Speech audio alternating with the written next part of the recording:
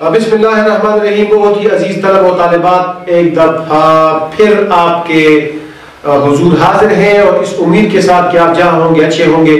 امتحانات تو شروع ہو چکے ہیں، کلاس 10 اور کلاس 9 کے امتحانات یعنی میٹرک کے امتحانات شروع ہو چکے ہیں، جبکہ ایف ایس سی کے امتحانات میں تقریباً 1 مہینہ یا 20-25 دن ابھی رہتے ہیں۔ وہی باتیں ہیں جو پچھلی ویڈیو میں بھی ہم نے آپ کے ساتھ ڈسکس کی تھی کہ پرچے کو کیسے حل کیا جائے۔ دیکھیں، ایک چیز ہے ہمت۔ سب سے پہلی بات تو یہ ہے کہ آپ میں ہمت ہونی چاہیے۔ جب ہمت آگے بڑھتی ہے، ہمت آپ کو اکساتی ہے، ہمت آپ کو کام کرانے پہ اور عمل کرانے پہ وہ آپ کو اکساتی ہے، تو پھر آپ آگے بڑھتے ہیں، آپ محنت اس کے ساتھ شامل کر لیتے ہیں۔ ہمت کے بعد جو باری آتی ہے وہ ہے محنت کی، اور پھر جب آپ محنت کرتے ہیں تو پھر آپ رزلٹ اللہ تعالیٰ پہ چھوڑیں گے۔ جب آپ رزلٹ اللہ تعالیٰ پہ چھوڑیں گے تو آپ کا رب اور ہم سب کا رب جو ہے کبھی بھی آپ کو مایوس نہیں کرے گا۔ تفہیم ادب کی ڈھیر ساری ویڈیوز میں سے جو سب سے امپورٹنٹ ویڈیو ہے، جو حسب حال ہی ہے، کیونکہ امتحانات جاری ہیں، امتحان کا خوف ہوتا ہے۔ غزل بھی اس طرح اس کے حضور لایا ہوں، غزل بھی اس طرح اس کے حضور لایا ہوں کہ جیسے بچہ کوئی آئے امتحان کے لیے۔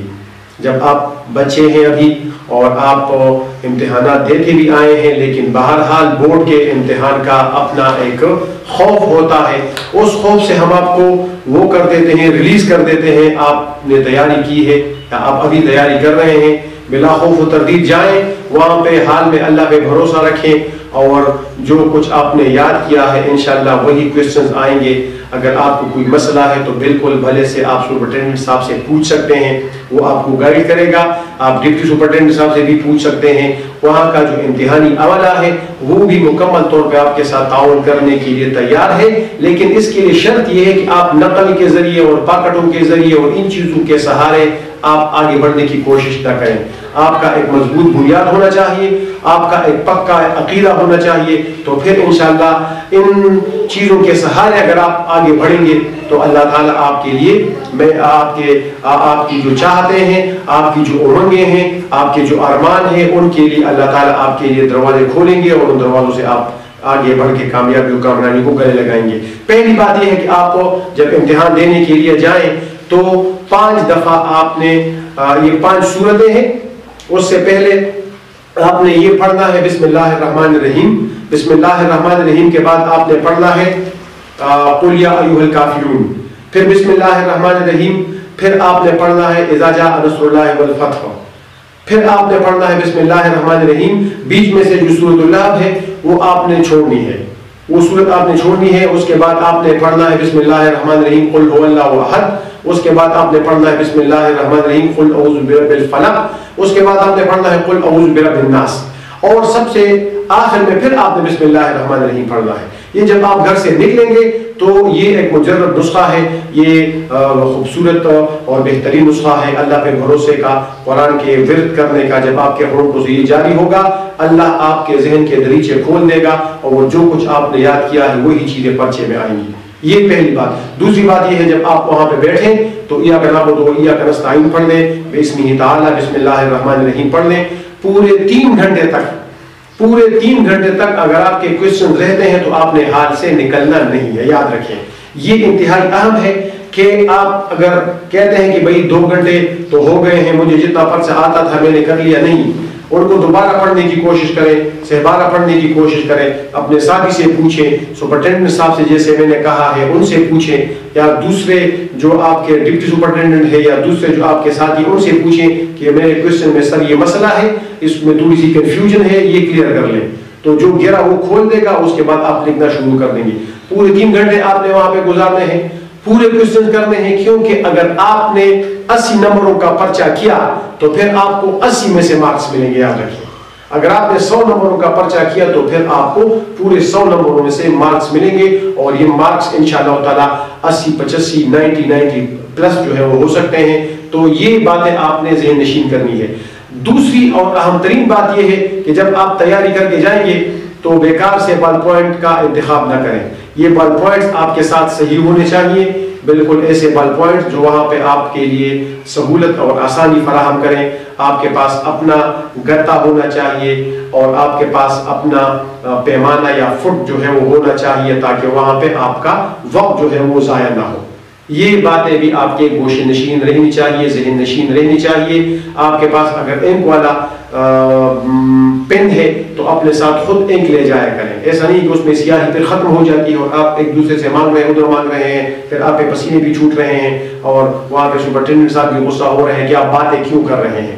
خاموشی سے, بالکل جو کام خاموشی سے ہو سکتا ہے وہ ہنگامے برپا کرنے سے نہیں ہو سکتا. تو آپ خاموشی سے اپنا کام کریں گے انشاءاللہ تعالیٰ, پھر آپ کے لیے کوئی مسئلہ نہیں ہوگا. اگر آپ بال پوائنٹ بیکار قسم کے لے کے جائیں گے, اگر آپ کے پاس وقت جو ہے وہ آپ کے پاس گھڑی ہونی چاہیے, امتحانی حال میں گھڑی ہے تو پھر تو ٹھیک ہے, ورنہ آپ کے پاس ایسی گھڑی ہونی چاہیے. سوالات کی تقسیم کریں, جو 20 نمبروں کا یا 15 نمبروں کے آبجیکٹیو ٹائپ ہے وہ تو مخصوص اس کا وقت ہوتا ہے. 3 گھنٹے کا پرچہ ہوتا ہے تو 2 گھنٹے 40 منٹ پارٹ بی اور پارٹ سی کے لیے ہوتا ہے. تو وہاں پہ وہ کوشچنز اٹیمپٹ کرنے کی کوشش کریں, یاد رکھیں جس کے ٹھوس نمبر ہیں. جن کوشچنز کے ٹھوس نمبر ہے وہ اٹیمپٹ کرنے کی کوشش کریں.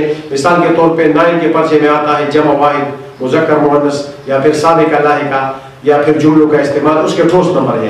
4 نمبروں کا کوشچن آئے گا. اسی طرح فرسٹ ایئر میں جن کے ٹھوس نمبر ہے تشبیہ ہو گیا, استعارہ ہو گیا, جو بیان و بدیع ہے, علم بیان اور علم بدیع سے جو چیزیں متعلق ہیں, جملوں کا استعمال ہے, وہاں پہ اگر کسی کا دیکھیں یہ انتخاب آپ نے کرنا ہے. زیر طالب علم کون سا ہوتا ہے, مثال کے طور پہ کوشچن آتا ہے کہ فلاں سبق کا خلاصہ لکھیں, تو سبق کا خلاصہ کم از کم آپ 2-3 پیج جو ہے وہ لکھیں گے. لیکن اگر اس کے ساتھ کوئی دوسرا کوشچن ہے کہ یہ لکھیں, کیا کہتے ہیں, سابقے لکھیں یا لاحقے لکھیں یا جملوں کا استعمال لکھیں, تو میرے خیال میں وہ 1-2 منٹ میں آپ اس سے چھٹکارا پا سکتے ہیں خوبصورت انداز میں بغیر کسی غلطی کے. جتنا زیادہ آپ لمبا کرنے کی کوشش کریں گے اتنی ہی زیادہ غلطیوں کا امکان زیادہ ہوگا. تو آپ براہ مہربانی یہ کام کریں کہ جو کوشچن سالڈ مارکس والے ہیں, ٹھوس نمبرات کے جو سوالات ہیں ان کے جوابات لکھنے کی کوشش کریں. یہ آپ کے سامنے یہ بات ہونی چاہیے.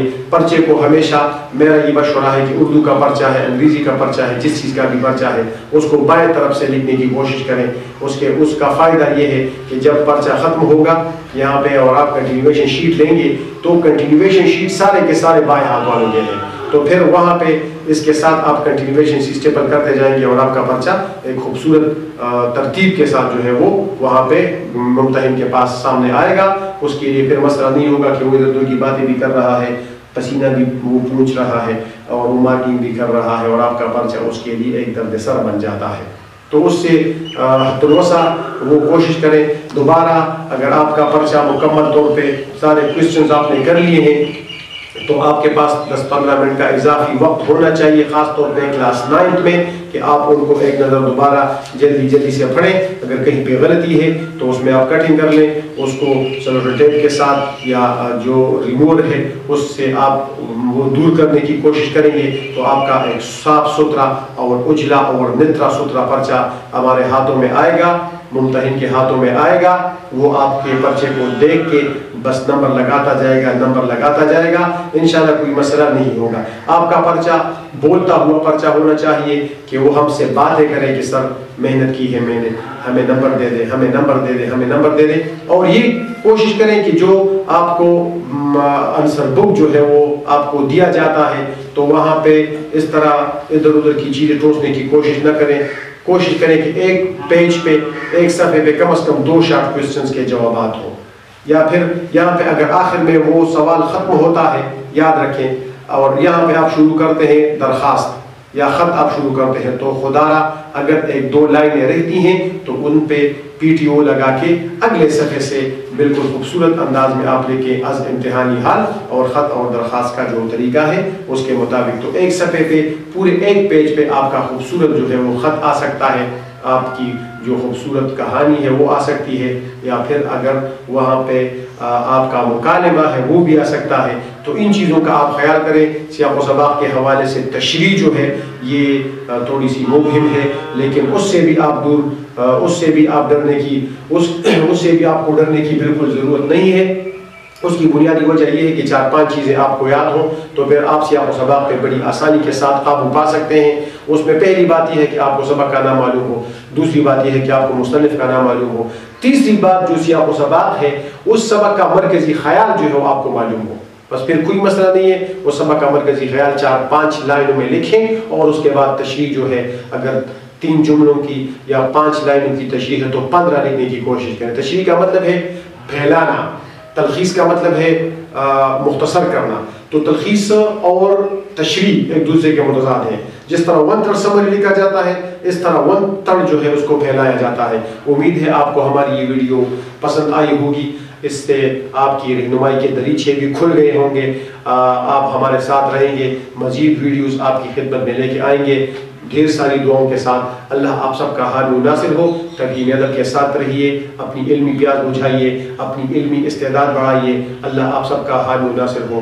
صلی اللہ تعالیٰ خیر خلقہ محمد و آلہ و صحبہ اجمعین۔